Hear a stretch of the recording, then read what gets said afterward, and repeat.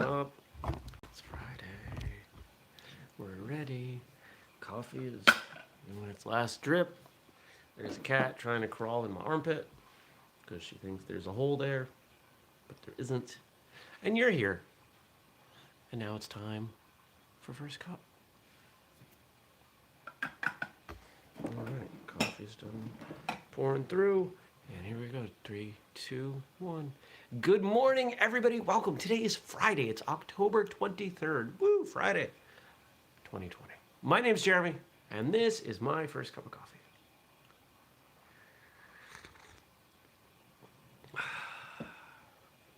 You ever have not quite enough regular coffee, so you put some decaf in just to round it out? That's what happened today. It was like just about enough, but I put some decaf in because I don't like weak coffee. Who likes weak coffee? It's not worth having. It's not tasty. Oh, yesterday was a good, productive day. I've had one of the most productive weeks, and definitely a couple of the most productive 2 weeks I've had in a long time. It felt really good. Had a couple phone calls with people on some projects. Got through a bunch of email. Went to the gym. Oh, you know what I forgot to say? We had a Thursday episode go live yesterday. I forgot to even talk about it because I don't remember these things in the morning. And yesterday's episode, you probably already listened to it, but if you didn't, let's find out what it was. 'Cause I don't remember, because I record these things ahead of time. I gotta trim my beard. See how long it's gotten? Too much beard. Videos. Resuming training after taking a break.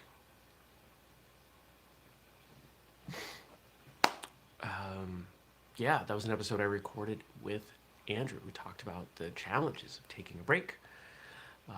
Why, when, how to restart. It's a good conversation. I like recording with Andrew. He's a smart guy, nice guy. We have good chats. And now you get to listen to him. You get to listen to these chats.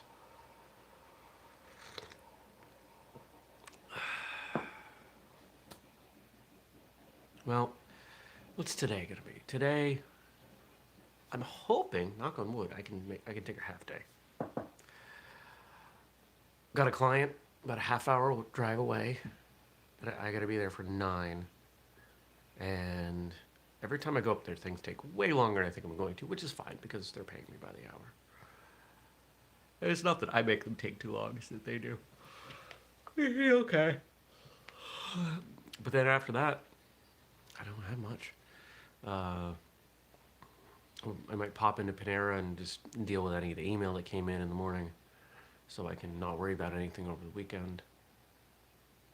And then hanging out with a martial arts friend tonight, so that'll be cool. Did have an interesting situation yesterday. So I've got this website that I've been working on for somebody, a non-martial arts client, non-martial arts school. For those of you who don't know, I've got a number of martial arts schools that I work with. But I'll work with anybody, you know, they're going to be fun to work with. And this was someone that I kind of knew, and their website had gone belly up, and they said, you know, I just basically just need you to take the text on these pages and make it look not broken. Oh, okay. Are you sure? Yeah. Are you sure? Yep. Asked him twice in email. Are you sure? Like listed out what I was going to do. Yeah. Okay, $500. It's going to take me a few hours. Not a big deal. And since that time, the target keeps getting moved of what done is. And we're at a point now where I think I'm close to 25 hours in on a $500 website. And I get a whole big list of changes, and I make most of them. And I've already pushed back. I told this person, I said, look, we're more than double the hours into this that we should be. I'm going to give you 3 more. That's it. And he burned half of the 3 on the changes I made yesterday with this long list. That was fine. But then he sends me pictures of what he wants it to look like, and it's nothing like what is there, nothing like what he asked for. So I've been using Google's, I use Gmail. I route all my email through Gmail, even if it's whistlekick or other email. And I don't know if you're familiar, in Gmail, there's a schedule send function, which is awesome. So if I'm writing an email at 3 o'clock, and I've got a pretty good feeling that the person that I'm going to email is someone who is going to get that email and write back immediately, and I don't want to deal with the emotion of receiving that email, I just schedule it for like 9 o'clock at night. I do that often. So that email goes to them after I've stopped paying attention to email. Which means I'm not going to see the response for a while. Just fine by me. And for emails that make me emotional like this one, because this is someone I like, someone I respect. He's a terrible client. I'm on the verge of giving the money back, but principally, I don't want to, because I want him to realize that he has botched this job. So I wrote back and I said, look, what you're asking for, it's beyond the scope of what we talked about, and it would be pretty close to starting over. If you want to do that, it's fine, but it's going to take more than the 90 minutes I have left. So we'll see what he wants. This is someone who, their website, they would go dark in our communication for months at a time. We started this in like March. A website that should have taken me like 8 hours. Nope. Oh well.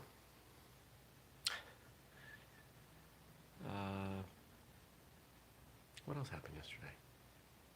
Watched a little bit of the debate.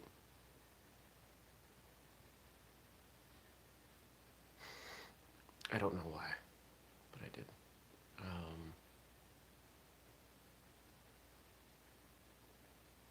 I think that's it. I don't have much to say. It was a good day. Talked with Justin, who does 2-minute martial arts, and he's taking a break from that, but there is a book in development, so we talked about the next stages on the book. And I'm hoping that we'll have that next step done in about 2 weeks. More books for Christmas. Or holidays. Who doesn't want to give and receive books for the holidays? Regardless of the holiday, books are a great gift. They really are. What's going on this weekend? Sunday's going to be nice out. It's going to be like 45 degrees for a high. It's going to be cold. Tomorrow's going to be a little rainy. I got some stuff I got to do outside and around the house. One of the things, I think I've mentioned this before, but I do a video inventory of everything. I walk around and make sure I catch video of all the valuable things that I have.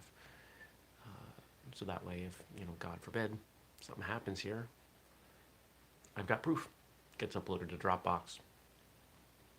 I keep some of the old ones. It's the easiest way to be able to prove to your insurance company what you have. You can list out serial numbers and all that stuff, and for expensive stuff, you should. If you have high-end electronics or firearms or antiques or anything else that probably costs more than a few $100s, yeah, you should be tracking those serial numbers. But for my, Blu-ray player that I could probably get one now for $50, well, I'm not gonna bother.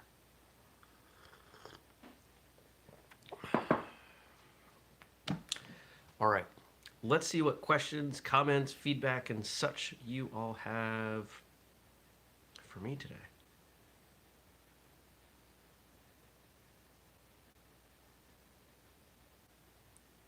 Got a few things going on here.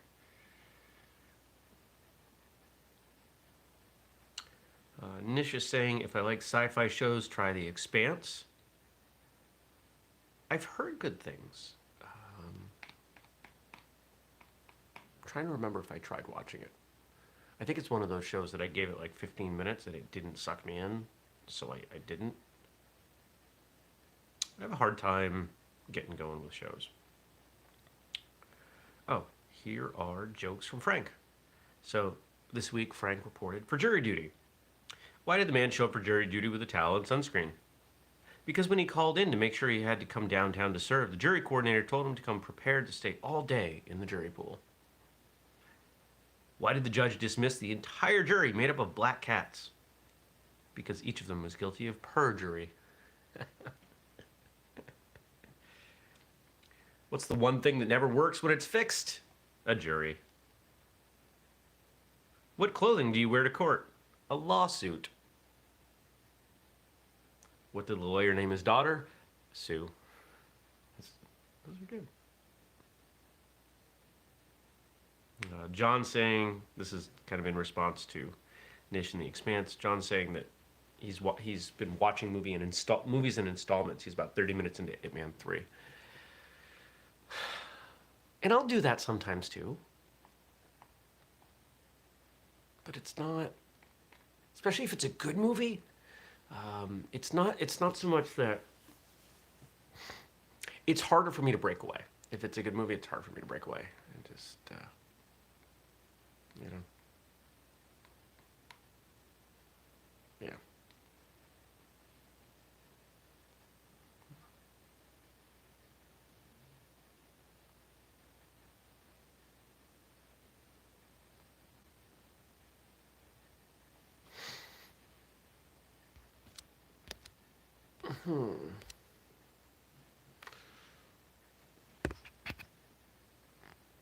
Curious of something.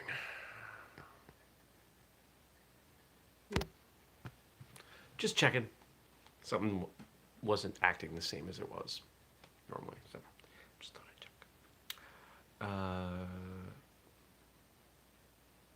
Yeah, I struggle to pull myself away if it's a good movie. At least with a TV show, it has an endpoint, and I can say, oh, okay, now I got to go back to work. Because when you work from home all day, the lunchroom is the kitchen. And I got a TV in the kitchen. So while I'm cooking lunch, I'll usually watch a show. It's easy enough. That's good. Coffee came out pretty good. And John also responds, I tested for and received my first black belt in Taekwondo last Friday. Congratulations, Sean. That's awesome. Putting on my black belt for the next class brought on many mixed emotions. Of course, there were positive emotions, but I felt like it couldn't be right. I know I have earned it, but now I feel like I have a lot more to live up to. Now, yes. I've thought about the black belts that I have trained under and can't begin to compare myself with them. Then don't. I feel like I've just begun again. I'm curious how others felt when they got their first black belt. Yeah, I would suggest that if done correctly, if the culture in the school is a good balance of respectful and celebratory around rank, and black belt rank is placed at an appropriate point in the curriculum timeline, that's generally how I see people feeling.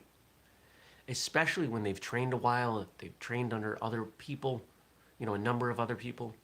They look at what's going on and they say, hey, I have this in common with this other person. Like, that's a powerful feeling. I remember putting on my black belt for the first time.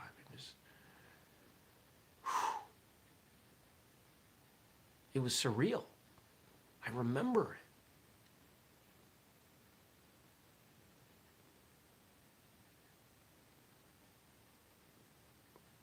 I don't know how to describe it. It was powerful.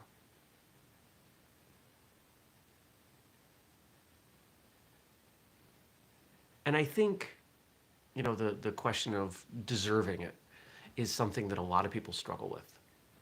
Honestly, I think if your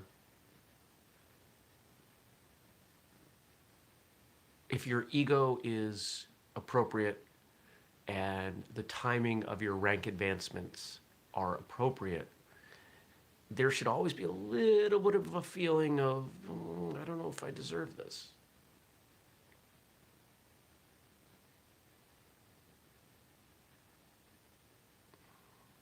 I'm not saying that you don't deserve it. I'm saying that skepticism, that mild self-doubt, it's not a bad thing because it forces you to step up, to earn it, to feel like you earn it, to deserve it, to grow into it.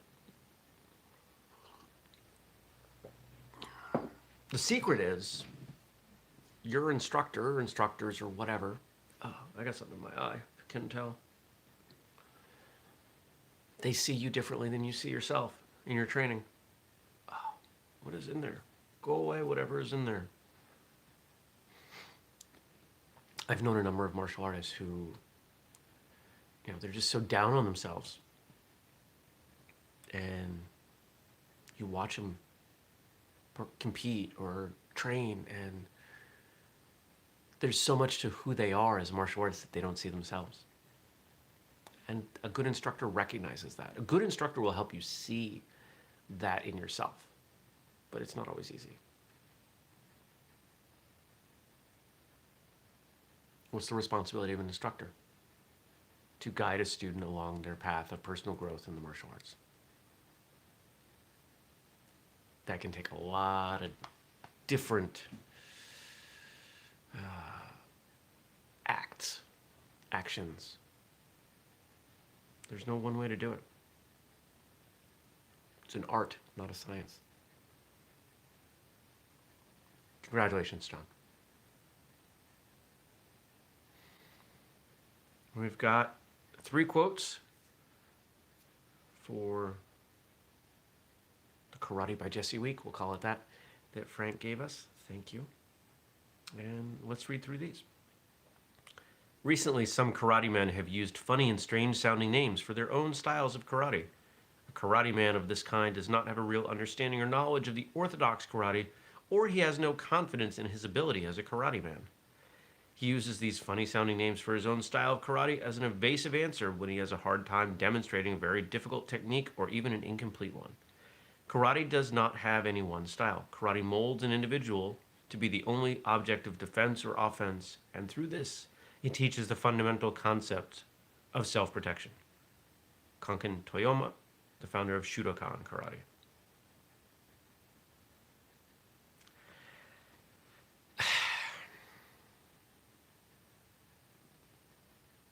See, now I'm not quite sure how far out from what we could call traditional lineage of martial arts this guy's talking about. Is he talking about anything beyond like the big 5, which were, what was it? Ishinryu, Uechi-ryu, Shito-ryu, Shotokan, Goju-ryu? I think those were the core 5. Maybe wrong. Don't shoot me if I'm wrong. But if those are the core 5, or something similar, does that mean anything else is what this person is saying? I suspect not if he has his own style. So what is he talking about? Is he talking about the proliferation of styles? The fact that there are so many of them now? But does that necessarily mean that they don't understand or don't know? I think quite often, one of the things we see is that someone will train in multiple arts and value different things from different arts, which this quote even kind of brings into play in saying,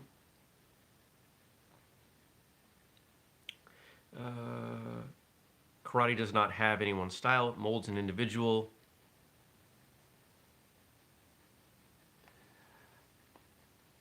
If you train in a few different things, you probably want to retain some of all of them. I remember having a conversation with my original karate teachers a couple of years ago, and them saying that for years they didn't know how to describe what they did because it had morphed so much from any core. I mean, I grew up with the 2 of them he grew up Ishinryu, she grew up Kyokushin, and we did katas from both. But then we started adding other katas. There were a couple Shudokan katas. And, let's say, take the example of a block, like an inner block, okay? Inward block, inward middle block, scooping block, whatever you want to call it. We had like 4 different ways of doing that. We would train all of them.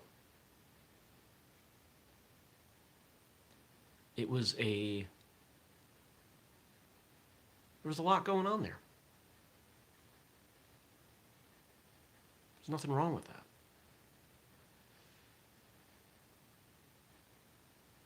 I think sometimes developing your own style is silly. I think sometimes it's appropriate. It depends on why.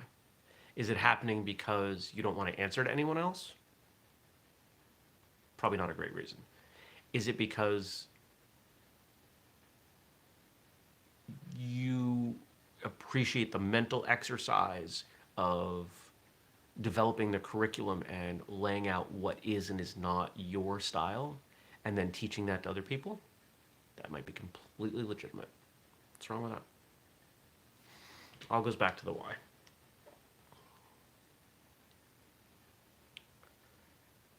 A student well-versed in even one technique will naturally see corresponding points in other techniques. A upper-level punch, a lower punch, a front punch, and a reverse punch are all essentially the same. Excuse me. Looking over 30-odd kata, he should be able to see that they are essentially variations on just a handful. Gichin Funakoshi. Yes.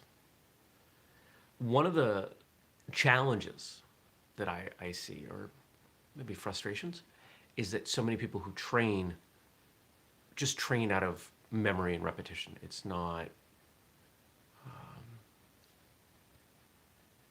they're not understanding, they're not analyzing. And I don't just mean the application, I just mean in general. I see people do forms at competition that look like a form that I know. And I might go up and talk to them and say, what's the name of that? Oh, this is such and such. Oh, that reminds me of this. Oh, I don't know that one. Can you show me? And we'll start comparing notes. And we realize, oh, okay, maybe this form derived off of that one or vice versa, or maybe they have a common ancestor. And I think that's neat. The history of forms.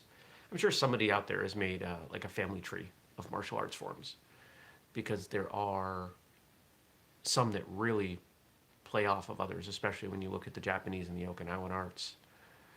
And then even Taekwondo coming off of those, because for those of you that don't know, the roots of modern Taekwondo are karate.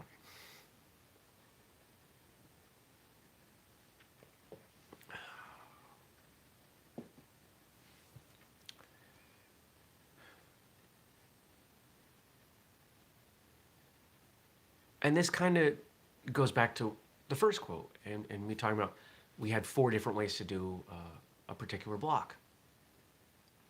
You understand one, it helps you understand the others. You understand all of them, and you start to see the nuance and see why one has value over another in certain circumstances. A front kick to the shin, to the groin, or to the chin, it's the same kick.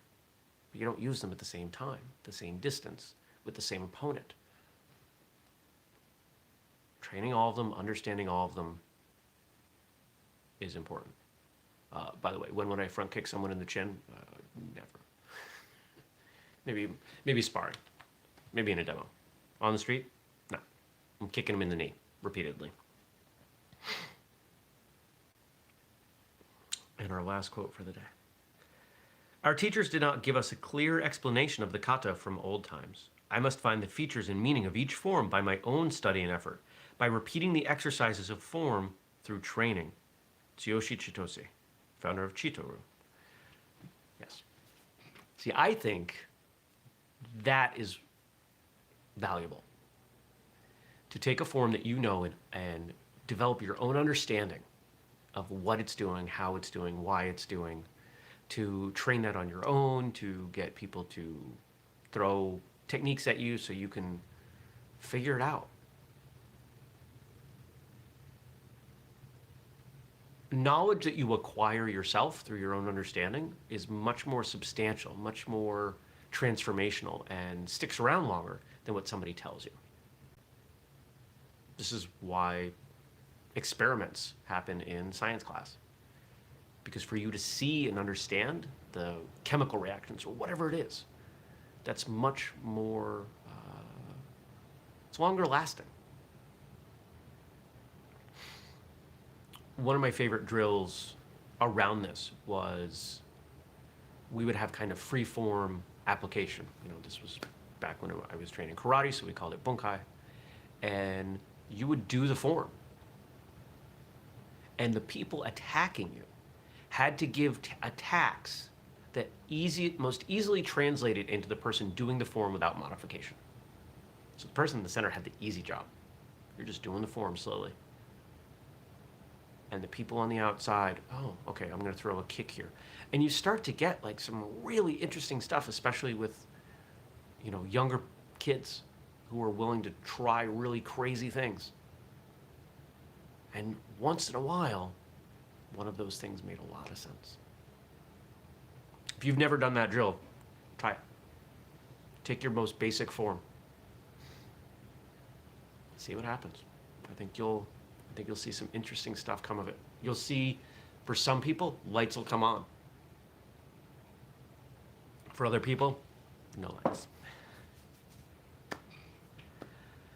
Speaking of lights, it's still dark outside. Not loving that. Ugh. All right, it's time to go. Time to me.